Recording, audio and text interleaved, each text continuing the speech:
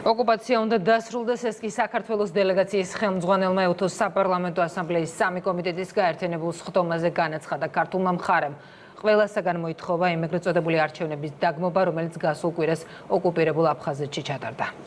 უსაფრთხოების საკითხების გარდა მსჯელობის საგანი იყო ჩატარებული არჩევნები, რომლის შესახებაც დასკვნა თავად ეუთოს აქვს მომზადებული დარბაზში, სადაც 57 ქვეყნის წარმომადგენელი იმყოფებოდა. ერთადერთი კრიტიკოსი კონგრესმენი ჯო ვილსონი აღმოჩნდა, რომელსაც ქართული საზოგადოება ოპოზიციის მომხრედ იცნობს. კეთი ქარდავა გვერდება ვენიდან.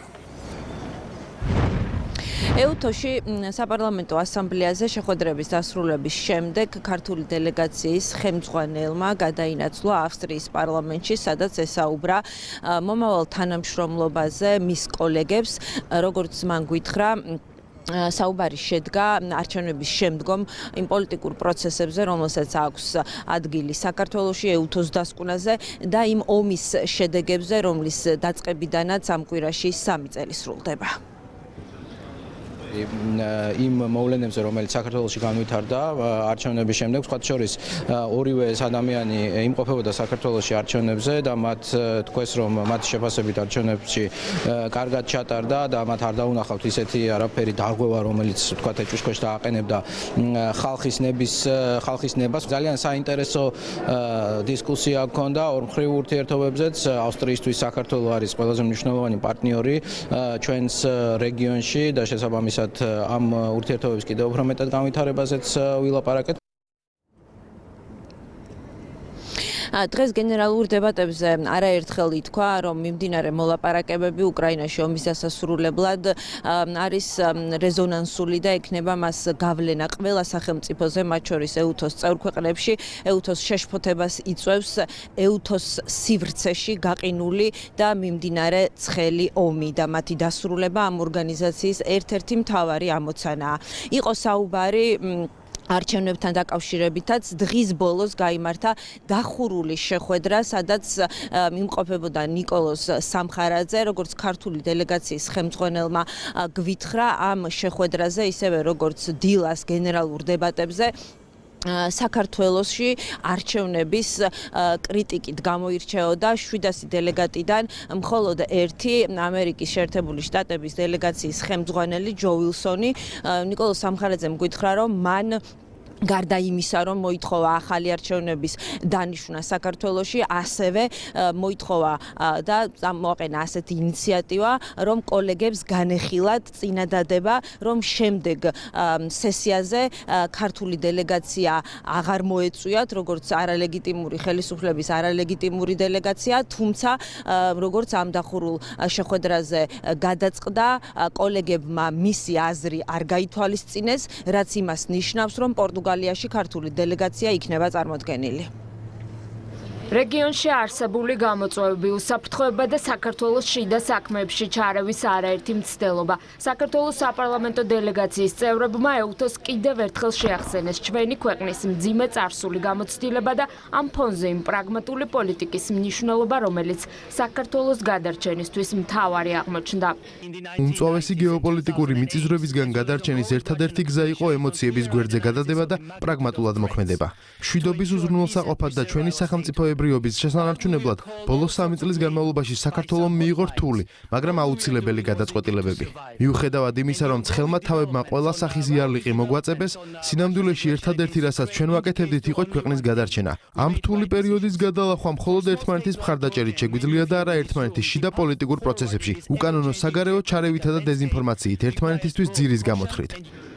ეუთო ოდირის დასკვნის მიუხედავად, რომელშიც გასაგებად წერია, რომ საქართველოში არჩევნები კონკურენტულ და მშვიდ გარემოში ჩატარდა, რადიკალური ოპოზიციის ლობიზმში ჩართულ ჯო ვილსონს დღეს ეყო თავხედობა, რომ ამავე ორგანიზაციის ტრიბუნიდან ეუთო ოდირის სანდობა კითხვის ნიშნის ქვეშ კიდევ ერთხელ დაეყენებინა. მოუწოდებ ჩემ კოლეგებს, რომ მოითხოვონ ახალი არჩევნები და უარი თქვან ქართული ოცნების დიქტატურასთან რეგულარულ ინტერაქციაზე, იქამდე ვიდრე მოთხოვნები შესრულდება. რადიკალური ოპოზიციის ლობისტის ამერიკელი კონგრესმენის ბრალდება კონკრეტული ფაქტებით გააბათილა ქართული დელეგაციის ხელმძღვანელმა. ჩვენ მკაცრად ვგმობთ ეგრეთ წოდებულ საპრეზიდენტო არჩევნებს, რომელიც გაიმართა ოკუპირებულ აფხაზეთში და ასევე ვგმობთ ეგრეთ წოდებულ საარჩევნო უბნის გახსნას რუსეთში. საგანგაშოა, რომ დიდ უმრავლესობას ევროპული სახელმწიფოებისა არ დაუგმია ეგრეთ წოდებული არჩევნები. თქვენ ბატონო უილსონ, გულწრფელი რომ ყოფილიყავით გამოსვლისას, მაშინ თქვენ დაგმობდით ეგრეთ წოდებულ არჩევნებს, რომელსაც ადგილი ჰქონდა ოკუპირებულ აფხაზეთში. ახლა რაც შეეხება საპარლამენტო არჩევნებს, რომელიც საქართველოში გასულ წელს გაიმართა. გარკვეულმა უცხოელმა პოლიტიკოსებმა, მათ შორის თქვენც, ბატონმა უილსონმა, აირჩია არჩევნების შედეგების არაღიარება. დაუღალავად გაევრცელებინათ სრულიად გამოგონილი პრეტენზიები და დეზინფორმაცია. ჩვენ ასევე ღრმად ვართ შეშფოთებული, რომ გარკვეული უცხოური პოლიტიკური ჯგუფები ზეწოლას ახდენდნენ ეუთოუდირის მისიაზე, რომ შეეცვალათ საბოლოო ანგარიში შინაარსი და აგრეთვე ამ უცხოელი პოლიტიკოსების წინასაარჩევნო კამპანიებში ღიად ჩარევის გამო. ბატონო უილსონ, ცნობისთვის, არც ერთ სანდო საერთაშორისო სადამკვირვებლო ორგანიზაციას არ უთქვამს, რომ ჩვენი არჩევნები გაყავდა. ქართულმა დელეგაციამ ამერიკელ კონგრესმენს შეახსენა, რომ ის ახლა იმ პოლიტიკური ძალის მოკავშირეა, რომელმაც საქართველოს ტერიტორიები რუსეთს დაუთმო.